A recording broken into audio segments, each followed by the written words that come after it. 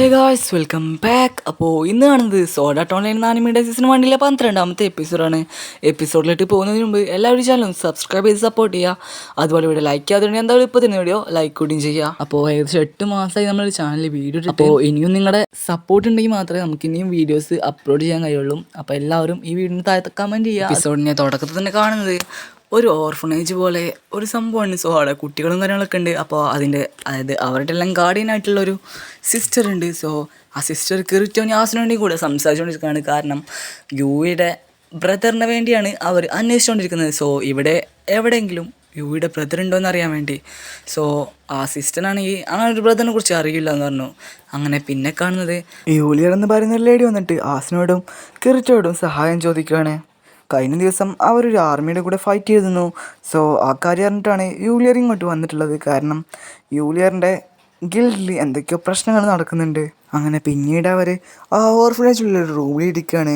So ആ സമയത്ത് യൂലിയർ അവളുടെ ടീമിലെ കാര്യങ്ങളൊക്കെ പറയുകയാണ്. അതായത് അവളുടെ ടീമിലേക്ക് ഒരു പുതിയ മെമ്പർ കടന്നു വരികയാണ്, കിബാവോ എന്ന് പറയുന്നത്. സോ ഈ കിബാവോ ആദ്യം നമ്മുടെ കിറിറ്റോയുടെ കൂടെയായിരുന്നു.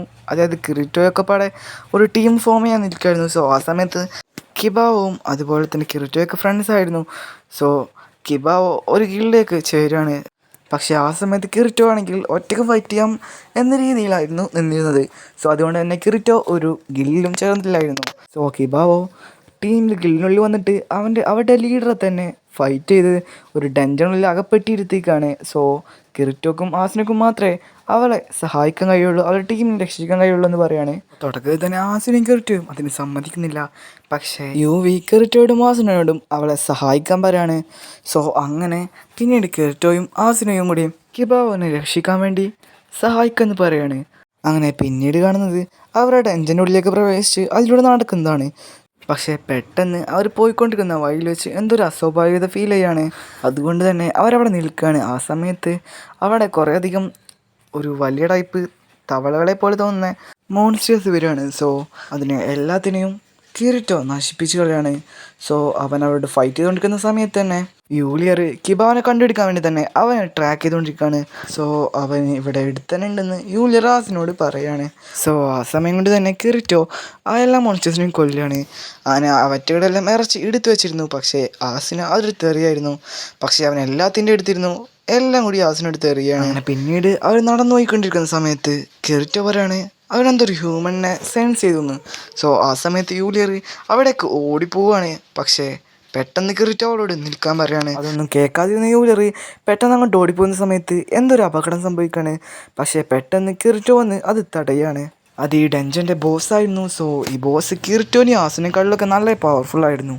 അതുകൊണ്ട് തന്നെ അവർക്ക് എന്തായാലും പിടിച്ചേക്കാൻ പറ്റില്ല എന്ന് പറഞ്ഞുകൊണ്ട് കിറിറ്റോ ആസുവിനോടും ബാക്കിയുള്ളവരോടും പുറത്തേക്ക് പോകാൻ പറയണേ. സോ എല്ലാവരും പുറത്ത് പോയിരിക്കുകയാണ്. പക്ഷേ ആസുന പോകില്ല എന്ന് പറഞ്ഞിട്ട് അവിടെ തന്നെ നിൽക്കുകയാണ്. ആസിനോടും അവർ വരാൻ പറയുന്നുണ്ട്. പക്ഷേ ആസുന അവരോട് പോകാൻ പറയാണ്. പക്ഷേ ആ കറക്റ്റ് ടൈമിൽ തന്നെ ആസുന കിറിറ്റോയും ആ ഡഞ്ചൻ ബോസ് അടിച്ചിട്ടാണ്. സോ അവർക്കിപ്പോൾ എണീക്കാൻ കഴിയുന്നില്ല. അവരുടെ രണ്ടുപേരുടെയും എനർജി വളരെയധികം കുറവാണ്. പക്ഷേ പെട്ടെന്ന് യുവി ആ ടെലിപ്പോർട്ട് ചെയ്യുന്നതിൻ്റെ ഇടയിൽ ചാടി വരികയാണ്.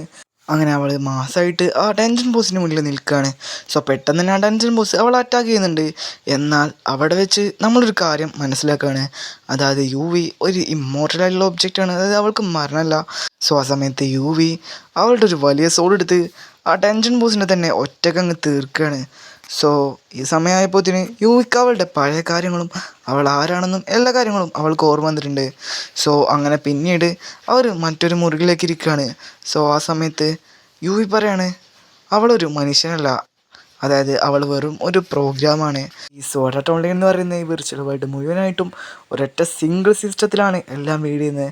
സോ ഈ സിസ്റ്റം ക്രിയേറ്റ് ചെയ്ത കുറേയധികം പ്രോഗ്രാംസിൽ ഒന്നാണ് ഞാൻ. ഈ സിസ്റ്റത്തിനുള്ളിലെ പ്ലേയേഴ്സിന് മെൻ്റൽ ഹെൽത്തിന് പ്രോബ്ലം വരുമ്പോൾ ഒരു സൈക്കോളജിസ്റ്റിനെ പോലെ അവരുടെ മെൻ്റൽ ഹെൽത്തിനെ റെഡിയാക്കി കൊടുക്കാൻ വേണ്ടി മാത്രമാണ് ഞാൻ ക്രിയേറ്റ് ആയിട്ടുള്ളത്. സോ അതുകൊണ്ട് തന്നെ എനിക്ക് എല്ലാവരുടെയും ഇമോഷൻസ് അറിയാൻ സാധിക്കും. സോ പേടിക്കുമ്പോഴും സന്തോഷിക്കുമ്പോഴും എല്ലാ കാര്യങ്ങളും എനിക്ക് മനസ്സിലാക്കാൻ സാധിക്കും. ഞാൻ ഈ ഗെയിമിലുള്ള ഒരു ഡഞ്ചൻ ബോസിനെ ഡിലീറ്റ് ചെയ്തിരിക്കുകയാണ്, അല്ലാതെ ഒരിക്കലും അതിനെ തോൽപ്പിച്ചതല്ല. സോ അതുകൊണ്ട് തന്നെ ഞാൻ ആ ബോസിനെ ഡിലീറ്റ് ചെയ്ത കാര്യം ഈ സിസ്റ്റത്തിന് മനസ്സിലായിട്ടുണ്ടാവും. സോ അതുകൊണ്ട് തന്നെ സിസ്റ്റം ഇപ്പോൾ തന്നെ എൻ്റെ പ്രോഗ്രാംസ് എല്ലാം ഡിലീറ്റ് ചെയ്ത് കളയാം. സോ ഞാൻ ഇനി കുറച്ച് സമയം കൂടി മാത്രമേ ഉണ്ടാവുള്ളൂ എന്ന് പറഞ്ഞിട്ട് അവൾക്കറിയാണ്. അപ്പോഴേക്കും ഡഞ്ചൻ ബോസ് ഡിലീറ്റ് ആയാലും അല്ലെങ്കിൽ ഒരു പ്രോഗ്രാം അത് ഡിലീറ്റ് ആക്കിയ കാര്യം സിസ്റ്റത്തിന് മനസ്സിലാവുകയാണ്. അതുകൊണ്ട് തന്നെ അവിടുന്ന് മാനി പോവുകയാണ്. സോ ആ സമയം കൊണ്ട് കിറിറ്റോ പെട്ടെന്ന് തന്നെ അഗ്രസീവായിട്ട് നേരെ പോയി അവിടെ ഉണ്ടായിരുന്ന കീബോർഡിൽ അവന് ഹാക്കിങ് ചെയ്ത് ആ സിസ്റ്റം തന്നെ എങ്ങനെയെങ്കിലും ഹാക്ക് ചെയ്ത് യുവിനെ തിരിച്ചുകൊണ്ടുവരാന്ന് പറയാണ്.